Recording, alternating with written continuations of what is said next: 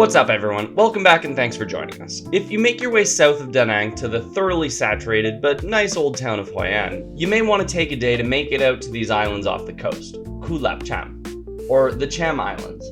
Now, at first glance and being so close to Hoi An, it's easy to put the Cham Islands off as just a bunch of beautiful beaches, though it is that as well, of course. The location of the islands just off the coast of the Tu Bon River estuary that Hoi An sits on has meant that it's always been an important maritime site through a bunch of different time periods. First being settled somewhere around 3,000 years ago by the Huynh people, an Austronesian people group that lived in both central Vietnam and the central Philippines. At least in our research, the answer doesn't seem definitive on what happened to these people, but the last traces of them were around 200 AD. According to this book, Huynh Cochin China, around the 7th century, the islands would come to be known as Pulocalam, or the Islands of the Cham, as in the Cham Empire. They built the Hai Tang Pagoda, which is still on the main island. Under the Cham, the island became a hub for international trade, with ships arriving from as far afield as Northeast Asia and Southeast Asia.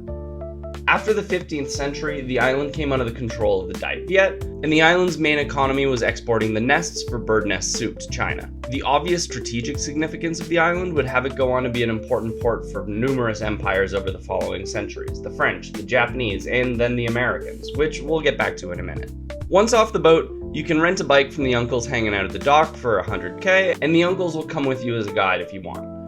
The whole town is nice, and you can easily spend a day here hanging out and taking in the sights, but the best part of an island like this is getting to take in some nature and the ocean views. So head up the hill in the northern half of the island, and you'll get to this beautiful overlook and selfie spot above Bayong Beach, which we'll also get back to shortly. So now is the time to mention that ignoring the complexity of Vietnamese civil UAV law, the local guide informed us very clearly that drones were not allowed.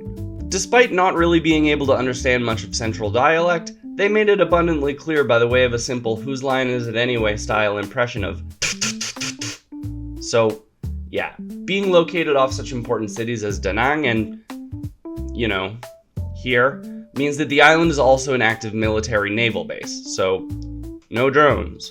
For realsies. Next, you can head through the inland roads of the island to some beaches south of the town. There are a handful to choose from: Bai Sep at the north end, Bai Bim in the south, and Monkey Beach in the middle, which we avoided because I hate monkeys. There are more beaches than you could shake a stick at, and they're all clearly marked from the road, so go crazy.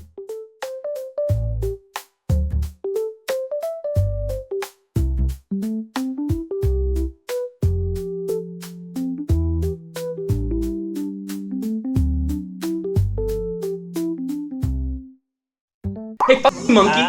Giving opposable thumbs and haven't figured out spaceflight yet? And bananas suck! Anyway, the beaches are all lovely if you'll excuse the monkey business, and the water is clear and perfect.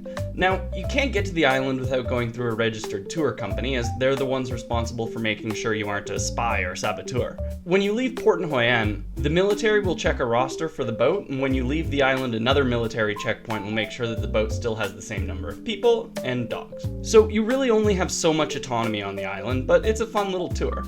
The next part of the day is spent at what we were told was a famous coral snorkeling spot. A wonderful swimming spot, but I wouldn't plan a trip to the island specifically for snorkeling.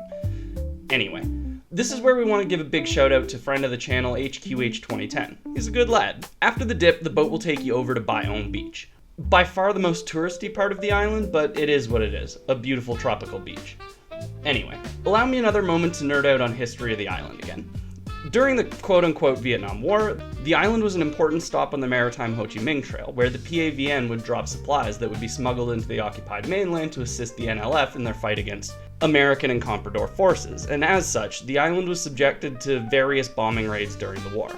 Okay, enough history nerding, I'm done, I promise. In 2009, Cua Dai was included along with Hoi An as a UNESCO Biosphere Reserve for unique terrestrial and maritime biodiversity, which is awesome. In 2011, the island began a plastic-free model, meaning that there are no plastic bags anywhere on the island, and the locals are super on point with collecting things like plastic bottles for recycling. While this is good from an ecological perspective, it also means that the beaches are pretty much pristine, which is a difficult thing to find near major cities in Vietnam. So, all in all, this dog highly recommends Cua Dai as a place to spend a day relaxing and hanging out on the beach or going for a swim. Just avoid those monkey bastards. Click that like button, pause, subscribe, and we'll catch you on the next one. Later!